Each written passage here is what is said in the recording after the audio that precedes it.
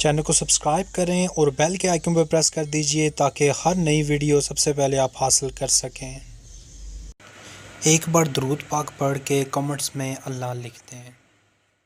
اللہ جل وعلا کی حمد و ثنا کے بعد رسول رحمت، شفیع معظم، نبی محتشم، حضور ختم المرتبت صلی اللہ علیہ وآلہ وسلم کے حضور ناز میں اپنی عقیدتوں، ارادتوں اور محبتوں کا خراج پیش کرنے کے بعد واجب الاحترام ذوی الاحتشام معزز و مکرم سامعین، حاضرین، حاضرات، ناظرین و ناظرات، السلام علیکم ورحمۃ اللہ وبرکاتہ۔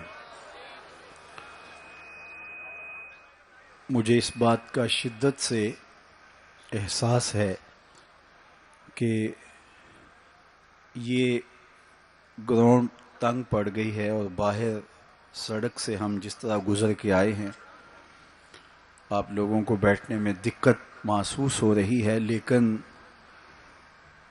کچھ وقت کے لیے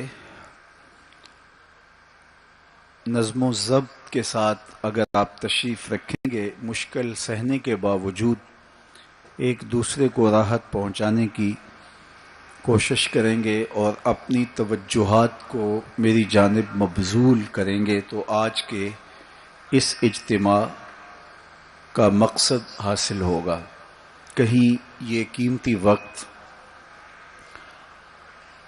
جگہ کی تلاش میں اور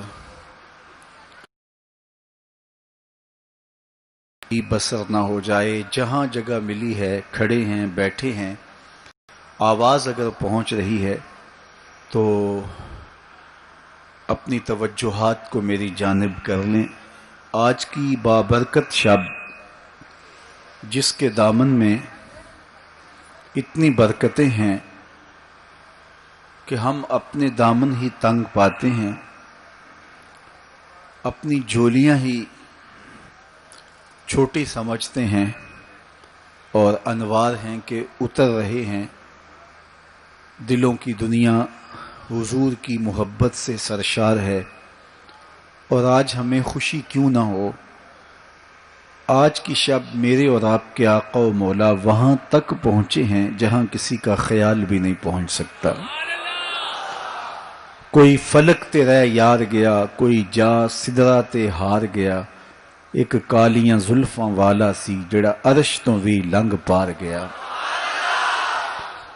اتنا عروج کائنات میں حضور علیہ السلام سے پہلے نہ کبھی کسی کو ملا، نہ حضور کے بعد کسی کو ملا۔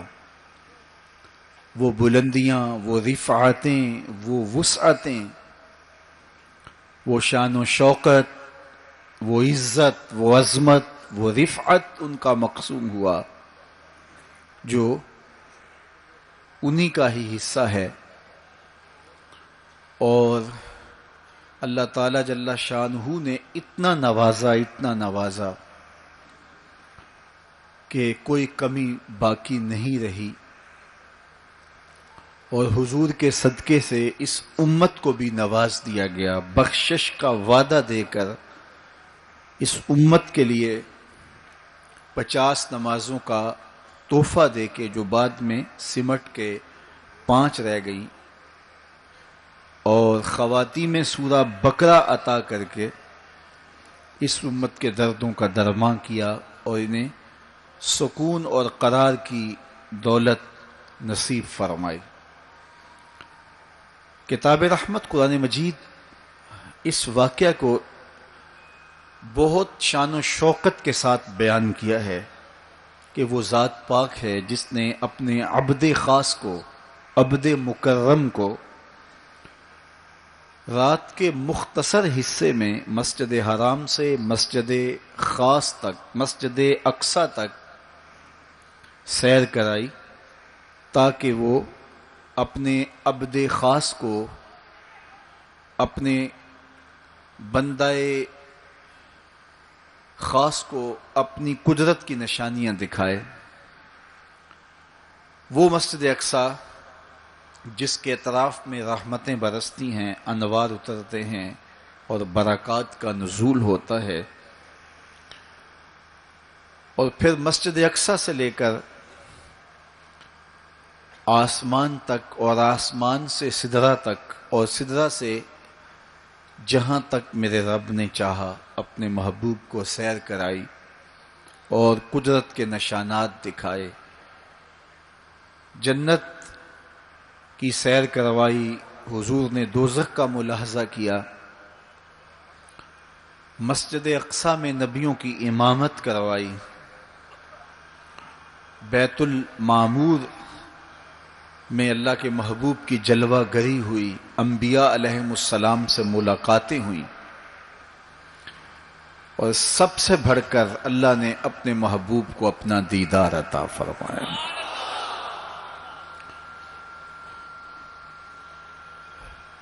اب اس سرعت کے ساتھ، جس تیزی کے ساتھ حضور علیہ السلام تشریف لے گئے کہ رات کا مختصر حصہ تھا، قلیل وقت میں حضور گئے بھی ہیں اور آئے بھی ہیں، اور یہ ایک بہت بڑا امتحان تھا لوگوں کے لیے، کھرے اور کھوٹے کی پہچان ہونی تھی، لوگوں کے ایمان کا امتحان تھا، اور کفار نے اس پہ بہت ساری باتیں کی، اور ان کے ماننے میں یہ بھی نہیں آتا تھا کہ مسجد حرام سے مسجد اقصی تک کیسے گئے۔ ابو جہل نے گلی گلی جا کے پروپیگنڈا کیا کہ ہمارا کون سا مسجد اقصی میں آنا جانا نہیں ہے، تو 1 مہینہ جاتے ہوئے لگتا ہے، 1 مہینہ آتے ہوئے لگتا ہے، تو چھو کے بھی آنا ہو تو 2 ماہ چاہیے، اور یہ رات کے مختصر وقفے میں وہاں سے ہو کر آنے کی بات کر رہے ہیں، تو یہ کیسے ہم تسلیم کریں، یہ باتیں کیسے مان لیں؟ تو وہ مسجد حرام سے لے کے مسجد اقصی تک حضور علیہ السلام کے جانے اور آنے کو نہیں مانتے تھے، اور ماننے والوں نے کہا سر عرش بھی گئے ہیں اور واپس آئے ہیں، ہم اسے بھی مانتے ہیں۔ ابو جہل نے گلی گلی جا کے کہا، اور اس نے یہ سمجھا کہ یہ میرے ہاتھ ایک چیز آ گئی ہے جس سے میں لوگوں کو حضور سے دور کر سکوں، اور وہ پوچھتا پھرتا تھا بتاؤ یہ بات ماننے میں آتی ہے؟ اچانک حضرت ابو بکر صدیق رضی اللہ تعالیٰ عنہ سے ملاقات ہو گئی، تو کہا ابو بکر تم ہی بتاؤ، اگر کوئی کہے کہ رات کے مختصر حصے میں گیا بھی ہوں اور پلٹ کے بھی آیا ہوں تو یہ بات ماننے میں آتی ہے؟ تو فرمایا بالکل ماننے میں نہیں آتی، چھو کے بھی آنا ہو تو 2 ماہ چاہیے۔ سمجھا لوہا گرم ہو گیا، اب چوٹ پورے ٹکانے پہ بیٹھے گی، تو کہنے لگا کہ پھر جن کا کلمہ تم پڑھتے ہو انہوں نے یہ دعویٰ کیا ہے، تو حضرت ابو بکر صدیق فرماتے ہیں کہ وہ اس سے بھی عجیب کرے تو میں وہ بھی ماننے کو تیار ہوں، وہ تو آسمان کی خبریں دیتے ہیں، ہم وہ بھی مانتے ہیں۔ تو محبت والوں کے لیے، ایمان والوں کے لیے تو یہ قابل تعجب نہیں ہے۔ قرآن بتاتا ہے کہ حضرت سلیمان علیہ السلام نے کہا کہ مجھے تخت بلقیس چاہیے، تو ایک جن کھڑا ہو گیا، حضرت یہ خدمت میں سر انجام دیتا ہوں، کب تک لے کر آؤ گے؟ اس نے کہا دوپہر تک لے آؤں گا، مجلس برخاست ہونے سے پہلے پہلے تخت حاضر کر دوں گا۔ اور وہ کوئی ڈبیا نہیں تھی کہ جیب میں ڈال کے لے آنی ہو، وہ تخت اتنا بڑا تھا کہ 60 ہاتھ چوڑا تھا، 80 ہاتھ لمبا تھا اور کئی ہاتھ موٹا تھا، 7 کوٹڑیوں میں مکفل تھا، پہرے دار کھڑے تھے، 1 مہینے کی مسافت پہ تھا۔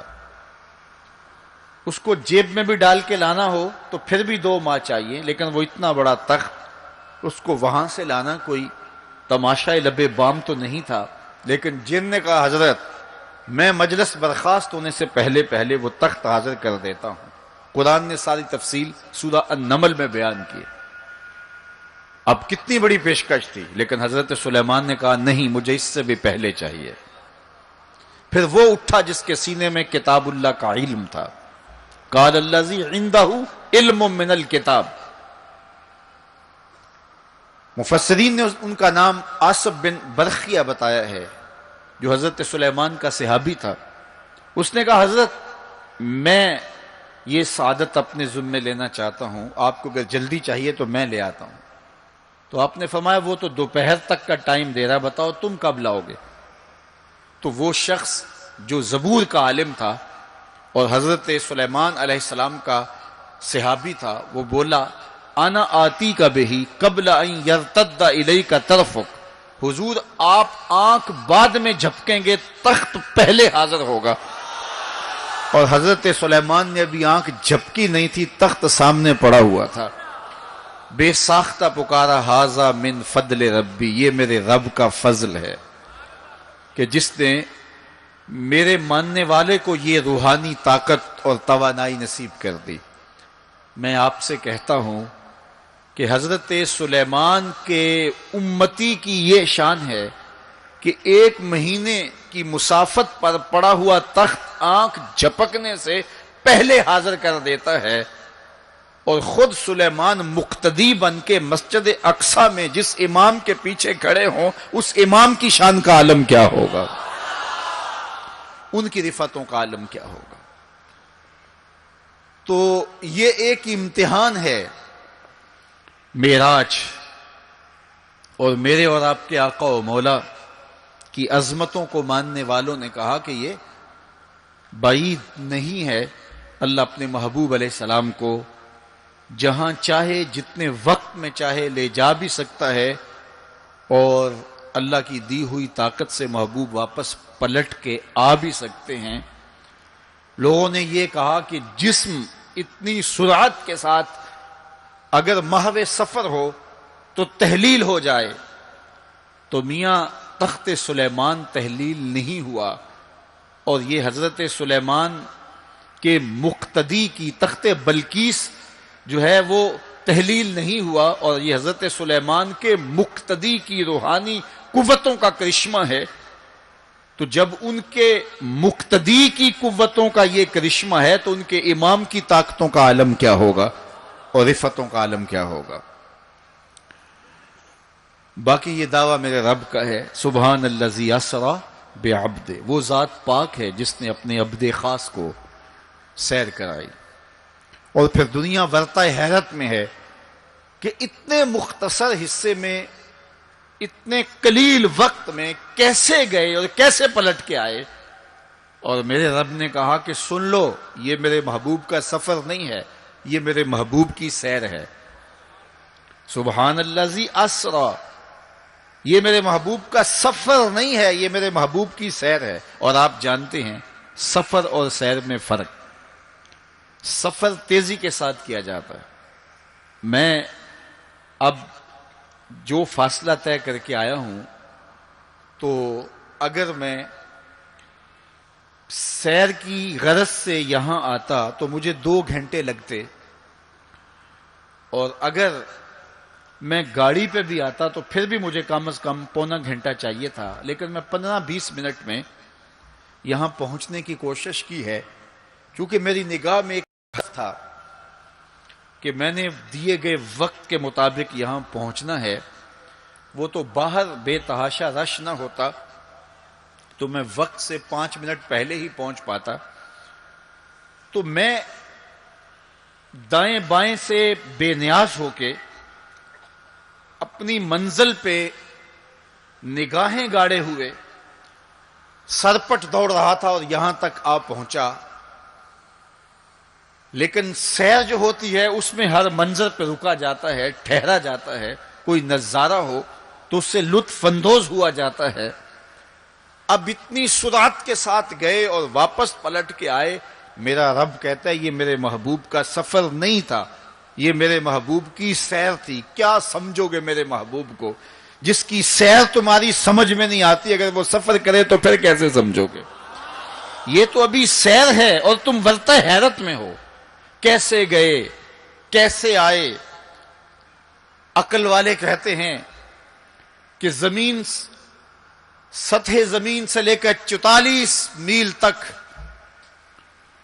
ہوا ہے، اس کے بعد کرۂ خلا ہے، پھر کرۂ زمہریر ہے، پھر کرۂ نار ہے، پھر آسمان میں خرق و التیام ممکن نہیں، جسم کا صعود ممکن نہیں ہے، آسمان میں دروازے نہیں ہیں، آسمان ٹوٹ نہیں سکتا، پھٹ نہیں سکتا، تو کیسے کوئی آسمان سے گزر سکتا ہے؟ تو کیسے چلے گئے؟ ہم کہتے ہیں کہ حضرت آدم ماں حضرت حوا کے کیسے آئے؟ یہ رکاوٹیں ان کے راستے میں بھی تو تھیں۔ حضرت عیسیٰ علیہ السلام کے بارے میں ہمارا عقیدہ ہے کہ وہ پھانسی نہیں دیے گئے، سولی نہیں چڑھائے گئے، بلکہ اللہ نے ان کو آسمان پہ اٹھا لیا۔ تو یہ رکاوٹیں تو ان کے راستے میں بھی آئی ہوں گی، تو وہ کیسے چلے گئے؟ جب حضرت عیسیٰ جا سکتے ہیں، حضرت آدم آ سکتے ہیں، تو میرا نبی جا بھی سکتا ہے، میرا نبی آ بھی سکتا ہے۔ فرق یہ ہے ابھی تک جو گیا ہے پلٹ کے آیا نہیں، جو آیا ہے ابھی تک پلٹ کے گیا نہیں۔ میرے نبی گئے بھی ہیں، میرے نبی آئے بھی۔ سی راز میراج محبتاں دا نہیں سی کسے دی سمجھ وچ آن والا، سدیا طالب تے گیا مطلوب ہوتے، جبرائیل سی صد لے جان والا، بازے آخ دے بن دروازیاں تو کیویں پہنچیا عرش تے جان والا، ابر عقل نو ایتھے دخل کیے، جانے جان والا یا لے جان والا۔ یہ میرے رب کا دعویٰ ہے، اپنے محبوب کو سیر میں نے کروائی۔ تو کائنات میں جن رفعتوں تک، جن بلندیوں تک میرے حضور پہنچے، اچھا سیر کروائی کیوں؟ تو کہا کہ میں اپنے عجائب قدرت کی نشانیاں اپنے عبد خاص کو، عبد منیب کو، عبد مختار کو، عبد مکرم کو دکھانا چاہتا ہوں۔ اور پھر اللہ جل شانہ نے اپنے محبوب کو اتنی نشانیاں دکھائیں جن کا تعلق دیکھنے سے بھی تھا، جن کا تعلق وجدان سے بھی تھا، محسوسات سے بھی تھا، سننے سے بھی تھا۔ کبھی حضور علیہ الصلوۃ والسلام جنت کی خوشبو سونگھتے ہیں، نظاروں کی وادی دیکھتے ہیں، اور جنت کے محلات کو حضور ملاحظہ فرماتے ہیں، اور کبھی دوزخ کے اندر عذابوں میں مبتلا لوگوں کو حضور علیہ الصلوۃ والسلام دیکھتے ہیں، اور پھر اپنی امت کو بیان بھی فرمایا تاکہ وہ ان اعمال بد سے بچ جائیں جو جہنم میں لے جانے کا سبب اور ذریعہ ہے۔ آج کی شب خاص میں میں اور آپ اپنی زندگیوں پہ غور کریں، اور حضور علیہ السلام نے وہ جو ہمیں خبریں دی ہیں ان کو دیکھیں، اور کوئی ایسی کوتاہی کہیں ہمارے اعمال میں تو نہیں ہے، اگر ہے تو اس کو اپنے سے دور کر کے ایک نئی زندگی کا آج سے آغاز کریں۔ حضور علیہ الصلوۃ والسلام نے فرمایا کہ میں نے کچھ لوگوں کو دیکھا کہ پتھروں سے ان کے سر کچلے جا رہے ہیں، اور پتھروں سے کچلنے کی وجہ سے ان لوگوں کے سر کیمے کی طرح ہو جاتے، کوٹ دیے جاتے ہیں پتھروں سے، لیکن تھوڑی دیر کے بعد پھر صحیح ہو جاتے ہیں، لیکن پھر دوبارہ ان کے سر کچلے جاتے۔ تو میں نے پوچھا جبریل یہ کون لوگ ہیں؟ تو کہا کہ یہ وہ لوگ ہیں کہ جن کے سر نماز کی وجہ سے بوجھل رہتے تھے، نماز جن کو بڑی بھاری لگتی تھی۔ کئی لوگوں کو نماز کا کہیں تو وہ 100 بہانے کرتے ہیں، اور ایک بہانہ تو ہر بے نمازی کرتا ہے، میرے کپڑے پاک نہیں ہیں۔ میرے والد گرامی فرمایا کرتے تھے تیرے کپڑے کیسے پاک ہو سکتے ہیں جب تو اللہ کے حضور جھکنا نہیں جانتا؟ جب اس کے حضور جھکنا سیکھ جائے گا تیرا لباس بھی پاک ہو جائے گا، تیرا بدن بھی پاک ہو جائے گا، تیرا تن بھی پاک ہو جائے گا، تیرا من بھی پاک ہو جائے گا۔ تو 100 بہانے، تو ان کے سر نماز کی وجہ سے بوجھل ہو جاتے، اذان کی آواز سنتے اور پھر دوبارہ سرہانے پہ سر ڈال دیتے اور اٹھنے کی ہمت نہ پڑتی۔ حی علی الصلاۃ حی علی الفلاح کی دل فریب صدائیں کانوں میں پڑتی۔ تو ان کے سر نماز کی وجہ سے بوجھل ہوتے تھے، اور آج ان کے سر پتھروں سے کوٹے جا رہے ہیں۔ اس پورے اجتماع میں جو اس گراؤنڈ کے کناروں تک ہے اور باہر گلی میں بھی اس لاؤڈ سپیکر کے ذریعے سے بازار میں بھی سڑک پر بھی آوازیں پہنچ رہی ہوں گی، تو آپ سب اور میں غور کریں کہ ہماری زندگی میں کہیں نماز سے کوتاہی تو نہیں ہے، اور یہ بھی سن لیجئے کہ یہ معراج کا تحفہ خاص ہے جو حضور لے کر آئے ہیں۔ معراج کی شب جب حضور وہاں پہنچے، جب کسی کا تصور بھی نہیں پہنچ سکتا، تو اللہ نے اپنے محبوب علیہ السلام کو جو عطا کیا اس میں خواتین میں سورہ بقرہ تھی، سورہ بقرہ کی آخری آیات عطا کی گئی، امت کے ساتھ بخشش کا وعدہ کیا گیا اگر وہ شرک نہیں کرتی، اور جو سب سے اہم شے وہ یہ کہ 50 نمازوں کا تحفہ دیا گیا۔ آقا کریم علیہ السلام 50 نمازوں کا ہدیہ اور تحفہ لے کر کے واپس پلٹے، چھٹے آسمان پہ حضرت موسیٰ علیہ السلام سے ملاقات ہوئی، اور انہوں نے کہا کہ میں بنی اسرائیل کا تجربہ رکھتا ہوں، اور امتوں کا گہرا تجربہ رکھنے کی وجہ سے میں آپ سے عرض کرتا ہوں کہ آپ اللہ کی بارگاہ میں جائیے اور نمازوں میں تخفیف کی درخواست پیش کیجئے، یہ 50 نمازیں نہیں پڑھ پائیں گے۔ تو حضرت موسیٰ علیہ السلام کے کہنے پہ حضور دوبارہ بارگاہ عزدی میں حاضر ہوئے اور عرض کی، تو 5 نمازوں کی رخصت ہو گئی، 45 رہ گئی، تو واپس پلٹے تو حضرت موسیٰ علیہ السلام نے پھر کہا کہ یہ 45 بھی نہیں پڑھ سکیں گے، آپ اللہ کی بارگاہ میں دوبارہ تخفیف کی درخواست پیش کیجئے۔ تو حضور دوبارہ جاتے ہیں، پھر آئے، پھر انہوں نے کہا، 9 مرتبہ واپس بھیجا، اور 50 سے 5 نمازیں رہ گئیں۔ جب 5 نمازیں لے کے حضور واپس آ رہے تھے تو حضرت موسیٰ پھر ملے، اور انہوں نے ایک بار پھر کہا، ایک بار اور جائیے۔ اب عادت باری کیا ہے، ہر بار درخواست کرنے سے 5 نمازوں کی رخصت ملتی ہے، اب رہ ہی 5 گئی ہیں، تو عادت باری کے مطابق اب یہ 5 بھی معاف ہو جائیں گی۔ تو حضور نے فرمایا، مجھے رب سے شرم آتی، رب سے حیا آتی ہے۔ امت سے توقع کی کہ یہ امت اتنی نکمی تو نہیں ہے کہ 5 نمازیں بھی نہ پڑھے۔ تو میرے اور آپ سے یہ ہمارے آقا و مولا کی توقع تھی کہ ہم 5 نمازیں ادا کریں، اور یہ 5 نمازیں ہمیں ثواب 50 کا ہی عطا کریں گے۔ لا تبدیل لکلمات اللہ، اللہ کی باتیں تبدیل نہیں ہوتی۔ بظاہر یہاں 9 مرتبہ تبدیلی آئی ہے، لیکن اللہ نے ایک ضابطہ دیا، من جاء بالحسنۃ فلہ عشر امثالھا، جو ایک نیکی کرے 10 کا ثواب دیتا ہوں، پڑھو گے 5 ثواب 50 کا ہی عطا کروں گا، چونکہ اللہ کی باتیں تبدیل نہیں ہوتی۔ تو یہ 5 نمازیں تحفہ معراج ہیں جو حضور لے کر کے آئے ہیں، اسی لیے الصلاۃ معراج المومنین کہا گیا کہ معراج اہل ایمان کے لیے، نماز اہل ایمان کے لیے معراج ہے۔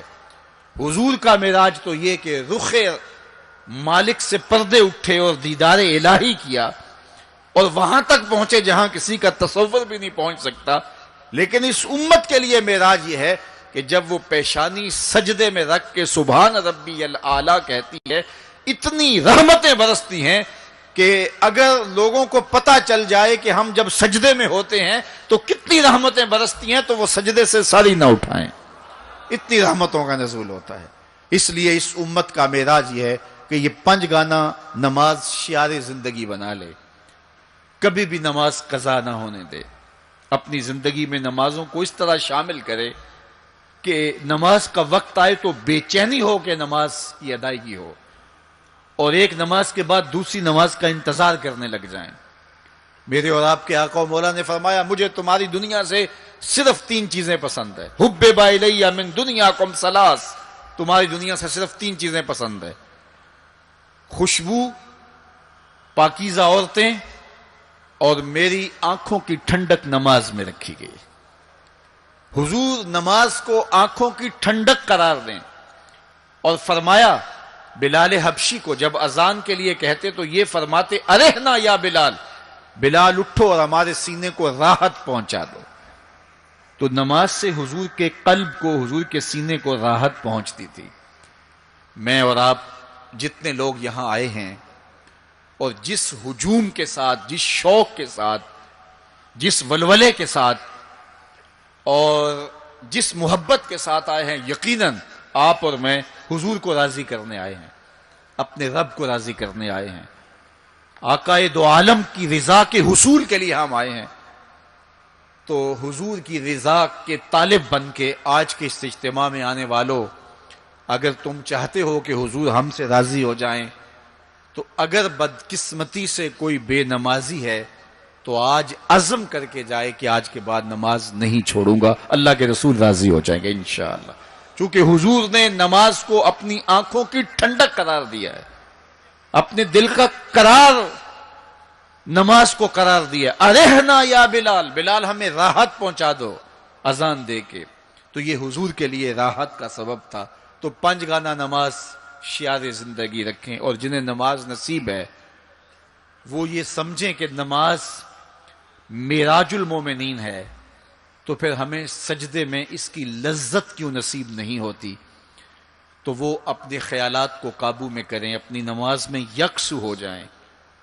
پڑے سجدے میں ہوں اور کھڑے دکان پہ ہوں تو پھر سجدہ سرور بخش نہیں ہوگا، پھر قیام لذت آفری نہیں ہوگا۔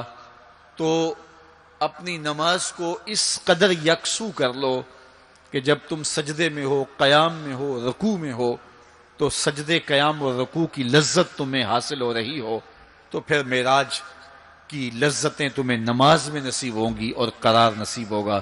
تو کہا میں نے کچھ لوگوں کو دیکھا کہ ان کے سر کوٹے جا رہے ہیں، اور میں نے پوچھا یہ کون لوگ ہیں؟ تو کہا یہ وہ لوگ ہیں کہ جو نماز نہیں پڑھا کرتے تھے، جن کے سر نماز سے بوجھل رہتے تھے۔ پھر کچھ لوگوں کو دیکھا معراج کی شب، فرماتے ہیں کہ ان کے آگے اور پیچھے چیتھڑے بندھے ہوئے ہیں، اور وہ کانٹے دار جھاڑیاں تھوہر کھا رہے ہیں، کڑوی جھاڑیاں کھا رہے ہیں، اور گرم پتھر چاٹ رہے ہیں اور کھا رہے ہیں۔ تو میں نے پوچھا کہ یہ کون بد نصیب لوگ ہیں؟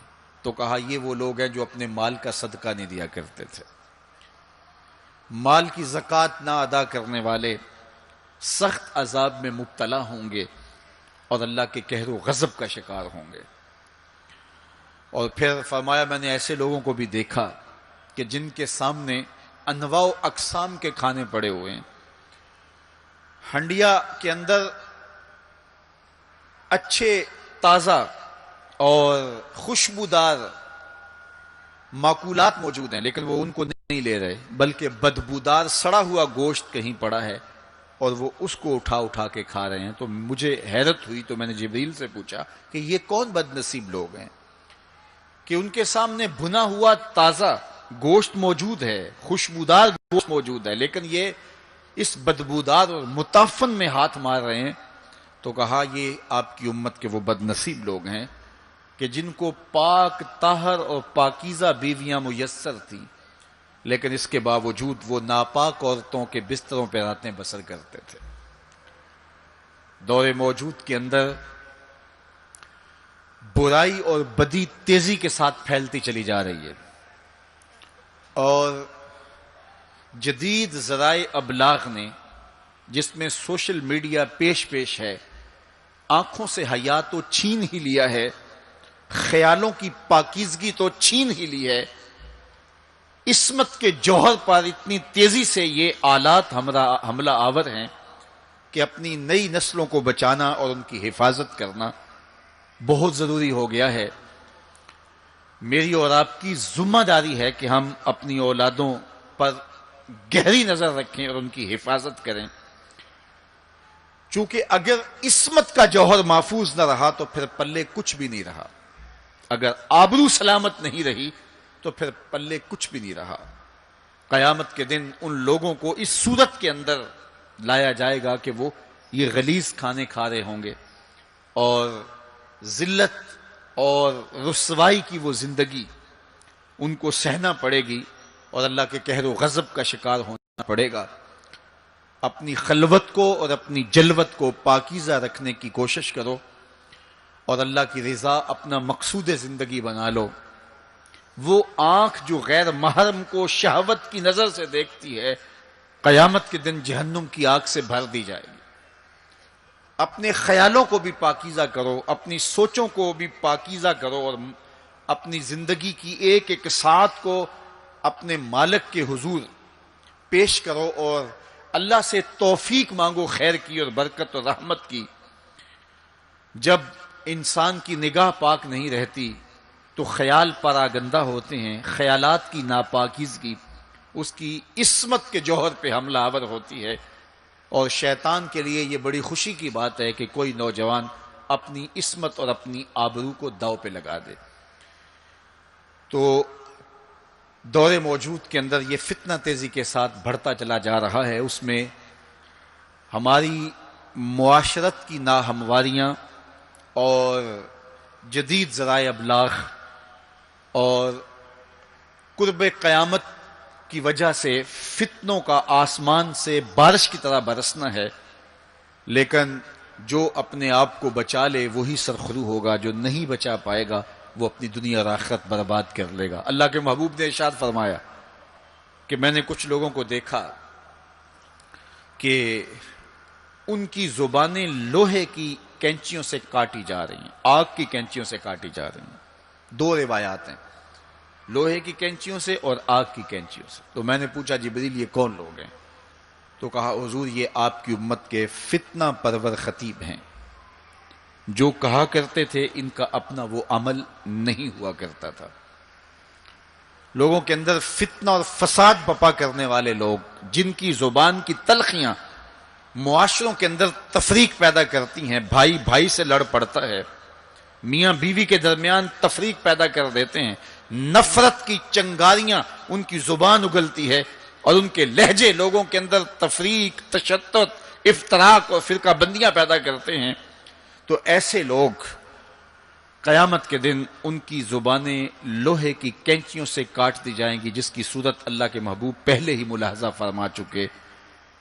تو بدترین اس امت کے لوگ بھی علماء ہیں، اور بہترین اس امت کے لوگ بھی علماء ہیں۔ فتنہ انہی سے شروع ہوتا ہے اور انہی میں پلٹتا ہے۔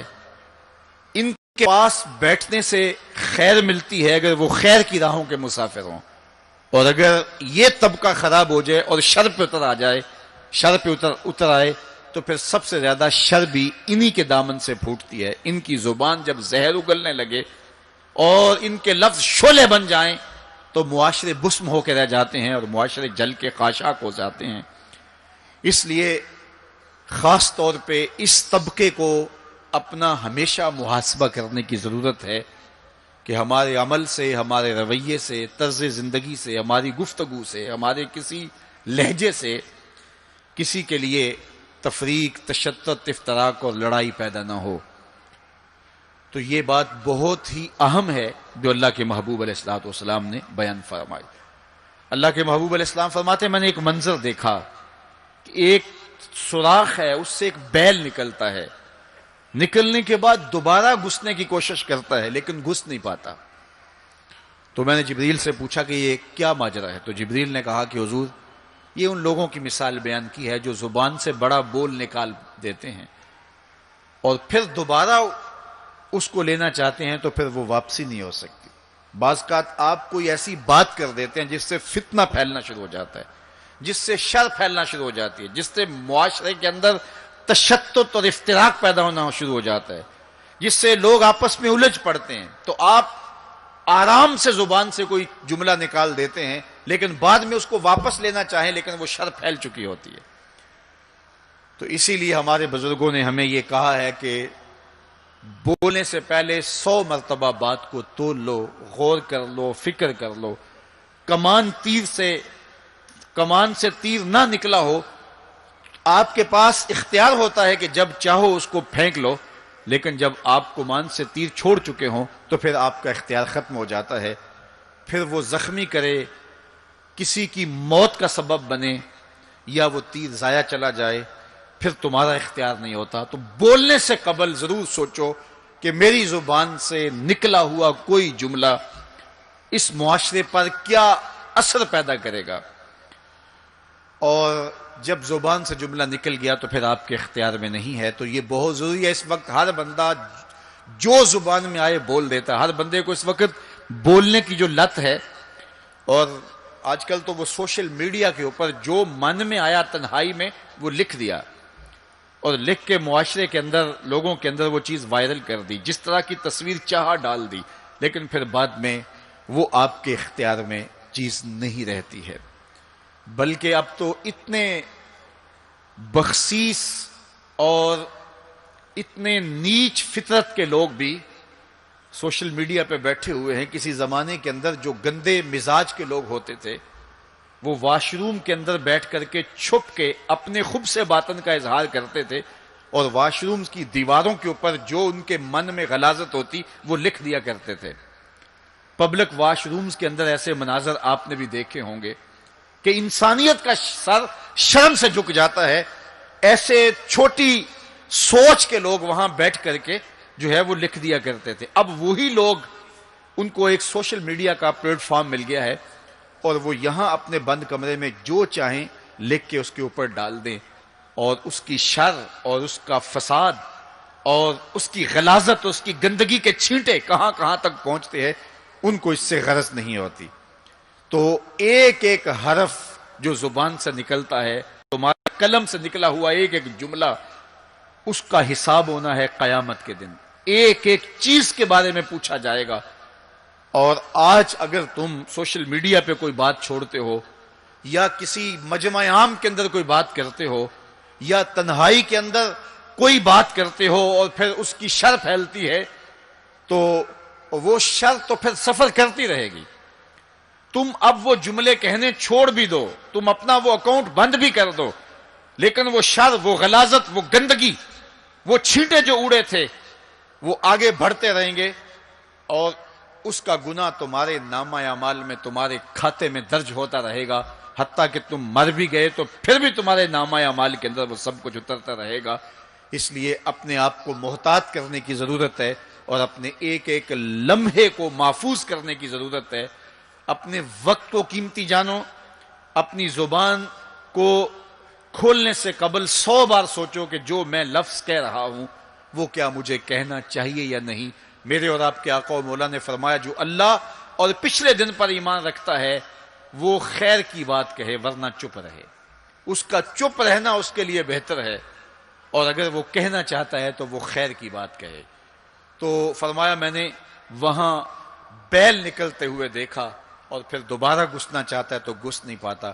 تو کہا جبریل نے کہ یہ وہ بول ہے جو زبان سے نکالا جا چکا ہے، اب دوبارہ زبان میں اس کو داخل نہیں کیا جا سکتا. اور مختلف صورتیں حضور نے دیکھی. لوگوں کو عذابوں کے اندر مبتلا دیکھا، لوگوں کو تکلیفوں کے اندر مبتلا دیکھا، کسی کو خون کی نہر کے اندر غوطے کھاتے دیکھا، کسی کے پیٹ کے اندر سانپ دیکھے. اور جبریل سے پوچھا تو جبریل نے عرض کی یا رسول اللہ یہ سود خور ہے، یا رسول اللہ یہ حرام کھانے والا ہے، یہ فلاں جرم کا مرتکب شخص ہے. تو وہ صورتیں حضور علیہ السلام کو دکھائی گئی اور وہ مناظر حضور کو دکھائے گئے. اور دوسری جانب جنت میں حضور نے ان خوش نصیب لوگوں کو بھی دیکھا کہ جن کی نیکیوں کی وجہ سے وہ اللہ کی رحمتوں کے حصار میں ہیں. ایک شخص کو دیکھا جو نور عرش میں ڈوبا ہوا ہے اور وہ نور ہی نور میں ہے. اللہ اکبر. تو جبریل سے حضور نے پوچھا یہ کون شخص ہے؟ تو جبریل امین نے اس کی 3 خوبیاں بیان کی. ان میں سے ایک خوبی یہ تھی کہ وہ اپنے والدین کا فرما بردار ہے. حضور علیہ السلام نے معراج کی شب بہت نظارے دیکھے، جنت دوزخ کو مشاہدہ کیا. حضور نے انبیاء علیہ السلام سے ملاقاتیں کی. پہلے آسمان پہ حضور علیہ السلام نے حضرت آدم علیہ السلام کو دیکھا. دوسرے آسمان پہ دیگر حتیٰ کہ 7ویں آسمان تک مختلف نبیوں کو دیکھا. اور پھر اس کے بعد حضور علیہ السلام 7 آسمانوں سے گزرتے ہوئے جب سدرۃ المنتہا پہ پہنچے تو جبریل امین نے کہا کہ حضور اب اس سے آگے میں نہیں جا سکتا. اللہ اکبر. پھر سبز نوری تخت آیا جس پہ حضور جلوہ فراز ہوئے. رف نامی اس تخت پہ حضور بیٹھے. پھر حضور وہاں تک پہنچے جہاں کسی کا خیال بھی نہیں پہنچ سکتا. خرد سے کہہ دو کہ سر جھکا لے، گماں سے گزرے گزرنے والے، یہاں خود پڑے ہیں جہت کو لالے، کوئی کیا بتائے کدھر گئے تھے. سراغ عین و متا کہاں تھا، نشان کیف و الا کہاں تھا. نہ کوئی ساتھی نہ کوئی راہی، نہ سنگ منزل نہ مرحلے تھے. کمان امکان کے جھوٹے نکتوں تم اول آخر کے پھیر میں ہو. محیط کی چال سے پوچھو کدھر سے آئے کدھر گئے تھے، کوئی حد ہے ان کے عروج کی، بلغل اولاب کمالے۔ حضور علیہ الصلوۃ والسلام فرماتے رأیت ربی فی احسن صورہ، اللہ اکبر، سب سے بڑی دولت جو حضور نے ملاحظہ کی، سب سے بڑا نور جو حضور نے دیکھا، سب سے بڑی قدرت کی نشانی جو حضور نے دیکھی، وہ یہ تھا کہ حضور نے سر کی آنکھوں سے اپنے رب کا دیدار کیا۔ نور ہی نور، اجالے ہی اجالے، روشنیاں ہی روشنیاں۔ اللہ اکبر، خود بلایا محبوب کو اور اپنا جلوہ دکھایا۔ ایک کوہ طور پہ خود چل کے جاتے ہیں، رب ارنی انظر الیک، مالک میں تجھے دیکھنا چاہتا ہوں۔ تو جواب کیا ملتا ہے؟ لن ترانی، اے موسیٰ تم مجھے نہیں دیکھ سکتے۔ اور ایک ام ہانی کے گھر لیٹے ہیں اور چادر اوڑھ کے استراحت کر رہے ہیں، جبریل جا کے حاضر ہو کے عرض گزار ہوتے ہیں، ان اللہ اشتاق الی لقائک یا رسول اللہ، محبوب آپ لیٹے ہو، آپ کا رب آپ کا دیدار کرنا چاہ رہا ہے۔ تبارک اللہ، شان تیری، تجھی کو زیبا ہے بے نیازی۔ کہیں پہ وہ جوش لن ترانی، کہیں تقاضے وصال کے تھے۔ ایک کوہ طور پہ خود چل کے جاتا ہے اور دیدار کی طلب کرتا ہے، مالک میں تجھے دیکھنا چاہتا ہوں۔ جواب کیا ملتا ہے؟ لن ترانی، اے موسیٰ تم نہیں دیکھ سکتے۔ پہم اسرار ہوتا ہے بار بار، یا اللہ میں تجھے دیکھنا چاہتا ہوں۔ علماء نے لکھا جب یہ کہہ دیا گیا تم نہیں دیکھ سکتے تو پھر تقاضا کیوں تھا؟ کہا اس لیے کہ رب کا کلام سنا تھا، اس لیے تڑپ تھی، جس کے کلام میں اتنا لطف ہے دیدار کا مزہ کیا ہوگا۔ تو کہا تھا مالک میں تجھے دیکھنا چاہتا ہوں۔ اچھا اگر مجھے دیکھنا چاہتے انظر الی الجبل، اس پہاڑ کو دیکھو، اگر یہ اپنی جگہ پہ کھڑا رہا تو تم مجھے دیکھ لو گے۔ اللہ نے اپنی رویت کو استقرار جبل کے ساتھ معلق کر دیا۔ علامہ سعد الدین تفتزانی علیہ رحمہ نے شرح قائد نصفیہ میں اس پہ گفتگو کی ہے کہ ممکن کے ساتھ معلق بھی ممکن ہوتا ہے۔ گویا اللہ کا دیدار ممکن ہے، تو اللہ تعالیٰ جل شانہ نے کہا کہ اس پہاڑ کو دیکھو، یہ اگر اپنی جگہ ٹھہرا رہا تو تم مجھے دیکھ لو گے۔ یہ الگ بات ہے کہ وہ پہاڑ ٹھہر نہ سکا، اللہ کے جلووں کی تاب نہ لا سکا۔ اللہ تعالیٰ نے اس پہاڑ پہ جب اپنی تجلی کا نزول کیا، اور وہ بھی تجلی ذاتی نہیں تھی، تجلی صفاتی، اور اس کا بھی عکس، پرتو، ظل اور سایہ اس پہاڑ پہ ڈالا، اور پہاڑ اس جلوے کی تاب نہیں لا سکا۔ طور جلنے لگا، خر موسیٰ سائے کا قرآن بتاتا ہے۔ حضرت موسیٰ علیہ السلام بھی بے ہوشی کی کیفیت میں زمین پر تشریف فرما ہو گئے۔ اللہ اکبر۔ اس کے بعد جب ہوش میں آئے تو حضرت موسیٰ اللہ کی بارگاہ میں عرض گزار ہے، مالک میں تیرے حضور توبہ کرتا ہوں، میں نے تقاضا ہی کیوں کیا۔ اللہ اکبر۔ جلووں کی تاب نہیں لا سکے، اور وہ تجلی ذاتی بھی نہیں تھی، تجلی صفاتی تھی، اور وہ بھی تجلی صفاتی کا عکس تھا، سایہ تھا، اور وہ بھی پہاڑ پہ پڑا، پہاڑ سے منعکس ہو کے حضرت موسیٰ علیہ السلام پہ آیا، لیکن تاب نہیں لا سکے۔ لیکن اللہ کے دیدار کا سرما تو آنکھوں میں لگ گیا تھا، ایک جھلک تو پڑی تھی۔ امام حلبی نے لکھا ہے کہ اس کے بعد حضرت موسیٰ کی نگاہوں کا عالم یہ تھا کہ کالی رات کے اندھیرے میں کالے پتھر پر کالے رنگ کی چیونٹی کو 9 فراسخ دور سے، ایک فرسخ 3 میل کا ہوتا ہے، 27 میل دور سے، تقریباً 50 کلومیٹر دور سے کالے رنگ کی چیونٹی کو کالے پتھر پر کالی رات کے اندھیرے میں چلتا ہوا دیکھ بھی لیتے تھے، اس کے قدموں کی آہٹ کو سن بھی لیتے تھے۔ یہ اللہ کا کلام سننے کی وجہ سے کانوں میں یہ سماعت آ گئی، اور اللہ کا دیدار کرنے کی وجہ سے آنکھوں میں یہ توانائی آ گئی کہ 50 کلومیٹر دور کالی رات کے اندھیرے میں، شب دیجور کی ظلمتوں میں، کالے رنگ کی چیونٹی کو چلتا ہوا دیکھتے بھی، اس کے قدموں کی سرسراہٹ کو سنتے بھی۔ یہ اس کی نظر کا کمال ہے جس نے تجلی صفاتی کا پرتو پہاڑ پہ پڑتے ہوئے دیکھا اور تاب نہ لا سکا، اور جو ذاتی تجلیوں میں گم رہا اور آنکھ بھی نہیں جھپکتا، اس محمد عربی کی نگاہوں کا عالم کیا ہوگا، ان کی نظروں کا عالم کیا ہوگا۔ اسی لیے فرمایا انی ارا ما لا ترون واسمع ما لا تسمعون، جو میں دیکھتا ہوں وہ تم نہیں دیکھتے، جو میں سنتا ہوں وہ تم نہیں سنتے۔ تو تجلی صفاتی کا پرتو پڑا ہو تو نظر اتنی تیز ہو جائے اور تجلی ذاتی کا عکس جس نے دیکھا، تجلی ذاتی کے جلووں میں جو گم رہا ہو، تو اس کی نگاہوں کا عالم کیا ہے؟ اللہ اکبر. یہاں تو خضا موسیٰ صاعقہ ہے، وہاں کیا ہے؟ ما زاغ البصر وما طغی. آنکھ نہ ہی تو چندھیائی اور نہ حد ادب سے متجاوز ہوئی. کیسی آنکھ ہے؟ جب جلوائے محبوب دیکھا تو آنکھ چندھیائی بھی نہیں. آپ سورج کو دیکھیں اور وہ دوپہر پر ہو اور جو ہے وہ پورے جلال پر ہو تو آپ کی آنکھیں چندھیا جاتی ہیں، آپ دیکھ نہیں پاتے، آنکھوں میں پانی اتر آتا ہے. اب یہ آنکھیں کیسی تھیں کہ جب جلوائے جمال خدا دیکھا تو خدا کہہ رہا ہے، رب کہہ رہا ہے ما زاغ البصر. کیسی آنکھیں ہیں کہ جو چندھیائی نہیں ہیں، وما طغی، اور حد ادب سے متجاوز بھی نہیں ہوئی ہیں. دنیا پر ایسا ہوتا ہے، کسی منظر کو کوئی نظر دیکھے تو نظر منظر کی تعریف کرتی ہے نا. کوئی نظارہ دیکھے تو ناظر تعریف کرتا ہے نا، واہ واہ کیسا نظارہ تھا، کیسا منظر تھا. دنیا کے اوپر یہی ہوتا آیا ہے. لوگ جاتے ہیں گلزاروں کو، پہاڑوں کو، کوساروں کو، وادیوں کو دیکھنے کے لیے، تو واپس پلٹتے ہیں تو کہتے ہیں کیا منظر تھا یار. پہاڑوں پہ جمی ہوئی برف، پھوٹتے جھرنے، بہتی ندیاں، کیا منظر تھا. کیا خوبصورت درخت تھے، اور درختوں کے اوپر کیا قدرت کے جمال کے رنگ تھے. اقبال بھی ایک منظر دیکھ کر آئے تو واپس کسی نے پوچھا کیا دیکھا وہاں، تو انہوں نے کہا من خدا را آنجا دیدم بے حجاب. میں نے اس کے جلوے وہاں بے نقاب دیکھے ہیں. تو جب کوئی ناظر کسی منظر کو دیکھتا ہے تو ناظر منظر کی تعریف کرتا ہے کہ واہ واہ کیسا منظر تھا، آنکھوں سے ہٹتا ہی نہیں ہے. یہ پہلی مرتبہ دنیا میں ایسا ہوا کہ ناظر نے منظر کو دیکھا تو منظر کہنے لگا واہ کیسی آنکھ ہے جو نہ چندھیاتی ہے نہ حد ادب سے گزرتی ہے. یہ پہلی بار ایسا ہوا. ما زاغ البصر وما طغی.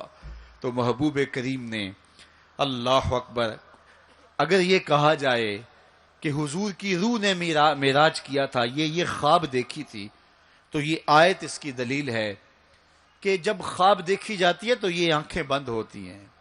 خواب خیال سے دیکھی جاتی ہے، وہ ایک خیال ہے جو پرواز کرتا ہے، اس کا تعلق دماغ سے ہوتا ہے. اور اگر روح کا دیکھنا ہو تو وہ روح بھی آنکھوں سے نہیں دیکھتی، ان آنکھوں سے، اس کی روح کی اپنی آنکھیں ہیں. تو جب آنکھوں کا ذکر کیا کہ آنکھ چندھیائی نہیں اور حد ادب گزری نہیں، تو محبوب پتا چلا کہ جو جلوہ دیکھا تھا وہ خواب میں نہیں دیکھا تھا، وہ اس آنکھ نے دیکھا تھا. جو جلوہ دیکھا تھا وہ آنکھ نے دیکھا تھا. اسی لیے تو بات آنکھ پہ ہو رہی ہے. ما زاغ البصر وما طغی. آنکھ چندھیائی نہیں، حد ادب سے گزری نہیں، تو معلوم ہوا کہ جو دیکھا تھا وہ آنکھ نے دیکھا ہے، اسی لیے تو آنکھ کی بات ہو رہی ہے. اور پھر ایک اور بات سنو، آگے قرآن کہتا ہے ما کذب الفؤاد ما رأى. جو آنکھ نے دیکھا دل نے اس کی تکذیب نہیں کی. یعنی جب آنکھ نے وہ جلوہ دیکھا تو آنکھ نے دل سے پوچھا کہ یہ وہی ہے، چونکہ دل میں تو وہ پہلے ہی رہتا تھا، دل میں تو بسیرے پہلے ہی تھے، دل میں تو پہلے ہی تھے. دیکھو کسی نے کسی کو نہ دیکھا ہو اور وہ کسی کے ساتھ اس کو دیکھنے جائے، تو جس کے ساتھ وہ دیکھنے گیا اس نے دیکھا ہو تو اس کو لگے کہ یہ وہی ہے، تو وہ اس سے پوچھتا ہے جناب یہ وہی ہے، تو اس نے دیکھا ہو تو وہ تصدیق کر دیتا. اور اگر اس نے بھی نہ دیکھا ہو تو پھر اسے کوئی پوچھتا بھی نہیں، چونکہ ہم بھئی ایک جیسے ہیں، تم نے بھی نہیں دیکھا میں نے بھی نہیں دیکھا. تو جب کسی نے پہلے دیکھا ہوا ہو تو پھر دوسرا اس کو پوچھتا ہے ہاں وہی ہے، اور وہ کہتا ہے ہاں ہاں وہی ہے. اور وہ یہ تب کہہ سکتا ہے کہ اس نے پہلے دیکھا ہو. جب جمال الہی کو نگاہ مصطفیٰ نے دیکھا تو نگاہ نے دل سے پوچھا یہ وہی ہے، یہ وہی ہے جو دل میں درد بن کے رہتا ہے، یہ وہی ہے. ما کذب الفؤاد ما رأى. قرآن بتاتا ہے جب آنکھ نے پوچھا نا دل سے تو دل نے تکذیب نہیں کی، دل نے کہا ہاں یہ وہی ہے. اب یہاں ایک جملہ کہتا ہوں اور میری تقریر یہاں اختتام کو بھی پہنچ جائے گی، تو یہ آپ کے لیے کافی قوی غذا ہوگی اور روح کو سرشار رکھے گی. اور وہ یہ کہ جو دل میں رہتا ہو وہ آنکھوں کے سامنے آئے، اسے تو معراج کہتے ہیں. جو دل میں بستا ہو وہ آنکھوں کے سامنے آ جائے، اسے ہی تو معراج کہتے ہیں. اس لیے دل نے تو پہلے ہی دیکھا تھا, دل میں تو وہ پہلے ہی رہتا تھا. آج شب جو ہے وہ آنکھ نے دیکھا, تو آنکھ جو ہے وہ تڑپ کے دل سے پوچھتی ہے وہی ہے. اللہ اکبر. تو پھر آنکھ نے جب پوچھا تو دل نے ما کذب الفؤاد, دل نے تکذیب نہیں کی بلکہ دل نے تصدیق کی. اللہ اکبر. قرآن پوچھئے, قرآن کہتا ہے افتمارونہ علی ما یری, تم بحث کر رہے ہو, لڑ رہے ہو, الجھ رہے ہو آپس میں اس پر کہ جو اس نے دیکھا, تم دیکھنے پہ الجھ رہے ہو. وَلَقَدْ رَآهُ نَزْلَةً أُخْرَى, جو پھر اس نے 2 بار دیکھا. تم ایک بار کی بات کر رہے ہو, اس نے 2 بار دیکھا. اللہ اکبر. ما کذب الفؤاد ما رأى. آنکھ کیسی ہے, حد ادب سے آگے نہیں گزرتی, چندیاتی بھی نہیں ہے. بات ساری آنکھ کی ہو رہی ہے, تو پھر بات خواب کی کہاں آ گئی؟ آنکھ کی بات ہو رہی ہے, آنکھ ہی دل سے پوچھ رہی ہے, تو بار بار آنکھ کی بات ہو رہی ہے. آنکھ نے دیکھا, آنکھ نے دیکھا. اچھا صرف دیکھا ہی کوئی بات نہیں ہوئی؟ اللہ اکبر. صرف دیکھا ہی کوئی بات نہیں ہوئی؟ قرآن سے پوچھتے ہیں, سورہ نجم اٹھاتے ہیں, فَأَوْحَا إِلَىٰ عَبْدِهِ مَا أَوْحَا. کہاں باتیں بھی ہوئی تھیں. اللہ اکبر. اب ساری توجہ ادھر ہوگی. کیا بات ہوئی؟ اعلامیہ کیا جاری ہوا؟ یہ مرکزی نقطہ ہے نا. ملاقات ہوئی ہے, اب کان کھڑے ہو گئے, پھر کوئی بات بھی ہوئی, جواب آیا ہاں ہوئی. فَأَوْحَا, ہاں بات ہوئی. فَأَوْحَا إِلَىٰ عَبْدِهِ, اس نے اپنے بندے سے کوئی بات کی. اب سماعتیں رک گئیں, سانسیں بھی رک گئیں. اب سنیں تو صحیح کیا بات ہوئی. اب سنو کیا بات ہوئی. اور اس بات پہ بات ہی ختم ہے. کیا لفظ ہیں اور کیا قرآن کا اسلوب ہے. قرآن تو واقعی اللہ کا کلام ہے. پھر ذرا سنیے ذرا کیا منظر ہے, لطف کیا ہے کہ ملاقات ہوئی. ملاقات کو قرآن بیان کر رہا ہے. آنکھ جھپکی نہیں ہے, بات قرآن بتا رہا ہے. آنکھ نہ جھپکی ہے, نہ حد ادب سے آگے گزری ہے. یہاں ایک اور بات عرض کرنا چاہوں گا, حد ادب سے آگے نہیں گزری, حد ادب سے متجاوز نہیں ہوئی. تو یہ جملہ بتاتا ہے یہ جبریل سے ملاقات کی بات نہیں بتائی جا رہی, یہ رب سے ملاقات کی بات بتائی جا رہی ہے. یہ حد ادب کی جو بات ہے, اس بات کو سمجھیں. پھر کہا, آنکھ نے پوچھا دل سے, دل نے کہا یہ وہی ہے. اللہ اکبر. آگے بڑھے, اب بات بھی کوئی ہوئی. کہا فَأَوْحَا إِلَىٰ عَبْدِهِ, اس نے اپنے بندے سے کوئی بات کی تھی. کوئی وہی کہتے ہیں اشارہ سریہ خفیہ, سرگوشی جسے کہتے ہیں, کسی کے کان میں کوئی بات کرنا. تو کہا پھر اس نے اپنے بندے سے کوئی بات بھی کی. کان کھڑے ہو گئے, سماعتیں رک گئیں, سانسیں رک گئیں. کیا بات ہوئی؟ جواب آیا ما اوہا, تمہیں کیا لگے جو بھی ہوئی. کرنے والے نے کی, سننے والے نے سنی. فَأَوْحَا إِلَىٰ عَبْدِهِ, اس نے اپنے عبد خاص سے پھر کوئی بات کی. کان رکے, جواب آیا ما اوہا, جو بھی ہوئی. جو بھی ہوئی کرنے والا جانے یا سننے والا جانے. سی راز میراج محبتاں دا, نہیں کسے دی سمجھ وچ آن والا. سدیا طالب تے گیا مطلوب ہوتے, جبرائیل سی صد لے جان والا. بازے آخدے بن دروازیاں تو کیویں پہنچیا عرش تے جان والا. ابر عقل نو ایتھے دخل کیے, جانے جان والا یا لے جان والا. تو کہا جو بھی بات ہوئی وہ ہوئی ضرور. اللہ اکبر. لیکن اتنا سمجھ لو, جو بھی بات ہوئی اس میں گناہگاروں کی بخشش کا پیکج ضرور تھا, اس میں گناہگاروں کی بخشش کی کہانی ضرور ہے. یہ بات اچھی طرح سمجھ لو. اس لیے تم خوشیاں منا رہے ہو, اسی لیے تمہارے چہرے کھلے ہیں معراج کی شب, کہ آج کی شب رب سے محبوب نے جو بات کی ہے اس میں گناہگاروں کی نجات کی ضمانت اپنے رب سے لی ہے. اللہ اکبر. تو وہ شان عطا کی, وہ رفعت نصیب ہوئی, وہ بلندیاں نصیب ہوئی جو کسی اور کا مقسوم نہیں ہے. ایک شب کا محفل معراج کیا, ساری زندگی ان کے نام پر درود پڑھتے رہیں, ان کے دین کے لیے اپنے آپ کو وقف کر دیں, اور ایک ایک سانس ان کے نام کر دیں. حق کے شکر پھر بھی ادا نہ ہو, اس لیے کہ ہماری بخشش کی ضمانت اسی دہلیز سے ہوئی, اسی چوکھٹ سے ہوئی. یہ سارے اجالے, یہ ساری روشنیاں کائنات کے اندر جو آپ کو دکھائی دیتی ہیں, یہ آمنہ کے لال کے قدموں کا صدقہ ہے، اور یہ ساری روشنیاں حضور کے طفیل ہیں۔ انشاءاللہ العزیز شب برات کو مرکز مصطفیٰ کے اندر اسی طرح جشن ہوگا، اور یہ رات خاص طور پہ توبہ کی رات ہے۔ انشاءاللہ 1 بجے شب ہم دعا کرنے کی کوشش کریں گے۔ جس شوق و وارفتگی کے ساتھ آپ تشریف لائے ہو، اسی شوق سے وہاں بھی آنا۔ مجھے اس بات کا پتہ ہے کہ اس وسیع اور عریض گراؤنڈ میں پچھلے سال بھی جگہ کم پڑ گئی تھی، لیکن اب ہم نے الحمدللہ مرکز مصطفیٰ کو مزید وسیع کیا ہے۔ 1 لاکھ آدمی وہاں سہولت سے بیٹھ سکتا ہے۔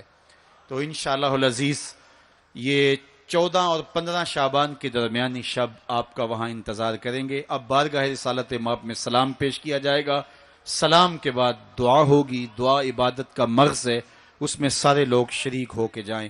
وآخر دعوانا ان الحمدللہ۔